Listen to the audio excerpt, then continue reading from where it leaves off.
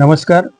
કેન્દ્રીય બજેટ 2026-27 સંદર્ભે કચ્છ જિલ્લાની આજની આ પત્રકાર પરિષદમાં પ્રેસ વાર્તામાં ઉપસ્થિત રાજ્ય સરકારના સન્માનીય મંત્રી શ્રી ત્રિકમભાઈ ચાંદા સાહેબ, જિલ્લા ભાજપના સન્માનીય પ્રમુખ શ્રી અમારા દેવજીભાઈ, અમારા સર્વે મીડિયાના મિત્રો આદરણીય દેવરાજભાઈ, સૌ પ્રથમ તો તમારા માધ્યમથી દેશના યશસ્વી વડાપ્રધાન શ્રી નરેન્દ્ર મોદી સાહેબના નેતૃત્વમાં જે એમની દ્રઢતા અને દૂરદર્શી છે, 2047માં આપણો દેશ વિકસિત બને, વિકસિત ભારતની જે કલ્પના એમણે સેવી છે અને 2026-27નું જે આ બજેટ દેશના નાણામંત્રી શ્રી આદરણીય શ્રી નિર્મલાજીએ સૌ દેશવાસીઓ સમક્ષ મૂક્યું, જેની વાત કરીએ તો આ બજેટની વિશેષતા, આ બજેટ જે છે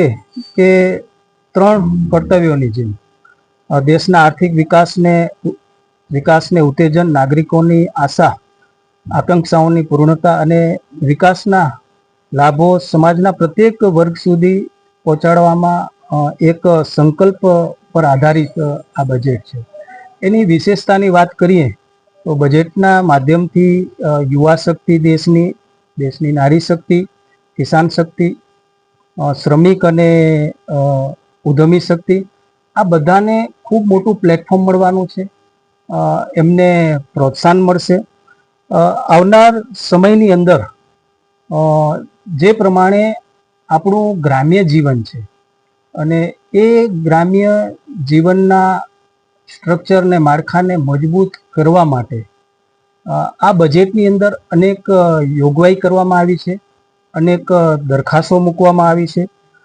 વિશેષ રીતે મહિલા સશક્તિકરણ, યુવા શક્તિને પ્રોત્સાહન, આરોગ્ય અને medical infrastructure, general infrastructure, logistic અને કનેક્ટિવિટી, સાંસ્કૃતિક પર્યટન અને વારસાની જાળવણી, એની સાથે સાથે ઉદ્યમો અને ટેકનોલોજીમાં આત્મનિર્ભરતા તરફ અગ્રેસરતા, કૃષિ અને ગ્રામ્ય વિકાસ ક્ષેત્રે પશુપાલન, ડેરી, મત્સ્ય ઉદ્યોગ ક્ષેત્રે સંરક્ષણ, સ્પોર્ટ્સ, MSME અને સ્ટાર્ટઅપ ઇકોસિસ્ટમ, AI ને સકારાત્મક ઉપયોગ, આવા અનેક કેન્દ્ર જે મેઇન પોઈન્ટ જે છે, કેન્દ્ર બિંદુઓ છે, આ બજેટની અંદર જે છે કે મેં કીધું એ રીતે જોગવાઈ કરવામાં આવી છે.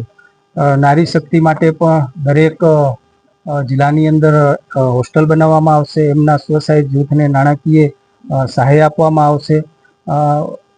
એ સાથે સાથે ઓરેન્જ ઇકોનોમીમાં પણ જે છે કે ભારતના AVGE વિઝ્યુઅલ ઇન્ફ્રાસ્ટ્રક્ચર, ગેમિંગ અને કોમ્બિંગ ક્ષેત્રે પણ એને પ્રોત્સાહન આપવામાં આવશે.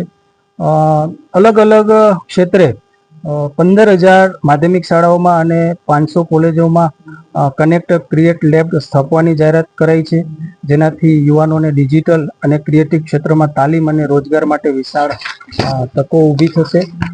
સાથે સાથે જે છે કે આરોગ્ય અને સંભાળ માટે કેન્સર સંબંધી 17 દવાઓ ઉપર ઇમ્પોર્ટ ડ્યુટી દૂર કરવાનો નિર્ણય કરાયો છે. કેન્સર સહિત 7થી વધુ ગંભીર બીમારીઓ માટે દવાઓ સસ્તી થશે. દેશમાં 5 રિજનલ મેડિકલ હબના નિર્માણ થકી દેશને આંતરરાષ્ટ્રીય સ્તરે મેડિકલ ટુરિઝમ સ્પોર્ટ્સ તરીકે વિકસાવવામાં આવશે. 3 આયુષ એમ્સ બનાવવામાં આવશે. લોજિસ્ટિક પરિવહન, કચ્છને સીધો એનો ફાયદો થશે. મોદીજી આદરણીય શ્રી દેશના વડાપ્રધાન બન્યા બાદમાં દેશમાં લોજિસ્ટિક અને પરિવહન ક્ષેત્રે ખૂબ મોટું પરિવર્તન આવ્યું છે, જેનાથી દેશના વિકાસને પણ એક વેગ મળશે. આ બજેટમાં 7 high speed rail corridor, 22 earth mineral corridor, 20 નવા રાષ્ટ્રીય જળમાર્ગ, માઉન્ટેન ટ્રેન, મેક ઇન ઇન્ડિયાના માધ્યમથી દેશની અંદર મેન્યુફેક્ચરિંગ ક્ષમતા વધે, ઘરેલું ઉદ્યોગોનો વિકાસ થાય અને દેશના નિકાસ વધે, તે માટે પ્રધાનમંત્રી શ્રી નરેન્દ્ર મોદી સાહેબ સતત પ્રયત્નશીલ રહ્યા છે. Indian semiconductor mission, biopharma Shakti mission, electronic component manufacturing scheme, 5 નવા ટેક્સટાઇલ પાર્કનું પણ નિર્માણ થશે. એની સાથે સાથે આ બજેટની અંદર આપણે વાત કરીએ તો ઘણી બધી ચીજ વસ્તુઓ એવી છે, જીવન જરૂરિયાત, કે જેનો ફાયદો દેશના લોકોને થશે. જે ચીજ વસ્તુઓ સસ્તી થઈ છે, કેન્સરની દવા છે, EV બેટરી છે, જૂતા, પગરખા, માઇક્રોવેવ ઓવન, ડાયાબિટીસની દવા છે, બાયોમિક્સ સીએનજી છે, કપડાં છે, વિદેશ યાત્રા છે, વિમાનોનું ઈંધણ છે, અને જે મોંઘું થયું છે દારૂ, ખનીજ, ભંગાર, સિગરેટ, તંબાકુ, પાન મસાલા, વિદેશી પરફ્યુમ, લક્ઝરી ઘડિયાળ, આયાત કરેલી વસ્તુઓ, આ બધી મોંઘું થયું છે. એટલે જીવન જરૂરિયાત જે આપણી ચીજ વસ્તુઓ છે એ પણ મોંઘી છે. જીવન જરૂરિયાત જે ચીજ વસ્તુઓ એ પણ સસ્તી આપણે થઈ છે, અને એનો ફાયદો પણ દેશના લોકોને થશે. કચ્છને લાગે વળગે છે ત્યાં સુધી જે પ્રમાણે આપણું ધોળાવીરા છે, હડપન, જે એનો પણ અહીંયા વિકાસ કરવામાં આવશે, જે પ્રમાણે પોલિસી બનાવવામાં આવી છે, અને ગાઈડોને તૈયાર કરવામાં આવશે, જેની રોજગારી કચ્છને મળશે, કચ્છના યુવાનોને મળશે. ટુરિઝમ ક્ષેત્રે, પર્યટક ક્ષેત્રે કચ્છમાં 5 થી 7 લાખ લોકો દર વર્ષે આવે છે. અને આજે અહીંયા સ્મૃતિવનનું નિર્માણ થયું હોય, ધોરડોના માધ્યમથી વ્હાઇટ રણ, આજે ટેન્ટ સિટી આજે અનેક લોકોને રોજગારી આપે છે. માંડવી બીચ ફેસ્ટિવલના માધ્યમથી પણ તે લોકોને આકર્ષણ કરે છે. એગ્રીકલ્ચરની દ્રષ્ટિએ પણ જે મેં વાત કરી એ રીતે કચ્છને એનો સીધો બેનિફિટ થવાનો છે.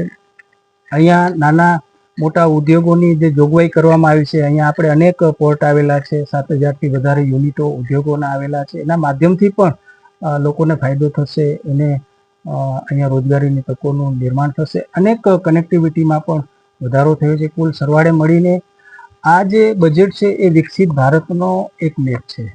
અને દેશના વડાપ્રધાન શ્રી નરેન્દ્ર મોદી સાહેબની જે હંમેશા એક કલ્પના રહી છે કે સામાન્ય માણસ જે છે, ગામડાનો યુવાન ભાઈ બહેન છે, કે પોતાનો જે છે ધંધો રોજગાર જે છે એ સ્ટાર્ટ કરે. મેક ઇન ઇન્ડિયા જે સ્ટાર્ટઅપના માધ્યમથી છે, મેન્યુફેક્ચરિંગ અહીંયા વધે, એની ઘણી બધી જોગવાઈ, એની પોલિસી આ બજેટની અંદર આપણને જોવા મળી છે. મહિલાઓ માટે સ્વસહાય જૂથ અને મહિલાઓ પોતે આત્મનિર્ભર બને એના માટેની પણ ઘણી બધી જોગવાઈઓ આ બજેટની અંદર મૂકવામાં આવી છે. હું દેશના વડાપ્રધાન શ્રી નરેન્દ્ર મોદી સાહેબનો આભાર માનું છું, અને દેશની અને કચ્છની જનતા વતી એમને ખૂબ ખૂબ હું અભિનંદન આપું છું. મિત્રો, આજને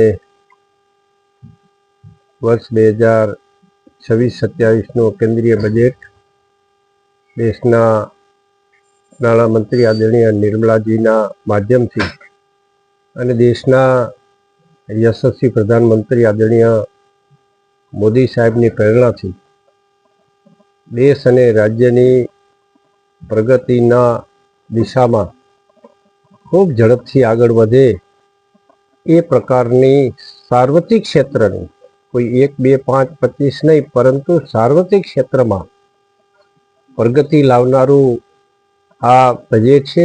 સાર્વત્રિક તમામ વર્ગ સમૂહના લોકોએ આ બજેટની પ્રશંસા કરી છે, એટલા માટે કે તમામ વર્ગ સમૂહ માટે, લોકો માટે, તમામ વર્ગ માટે આ બજેટ છે એ ઉપકારક છે, પ્રગતિકારક બની રહેશે. દેશની આર્થિક પ્રગતિમાં પણ વધુ ગતિ લાવનારું બજેટ બની રહેશે.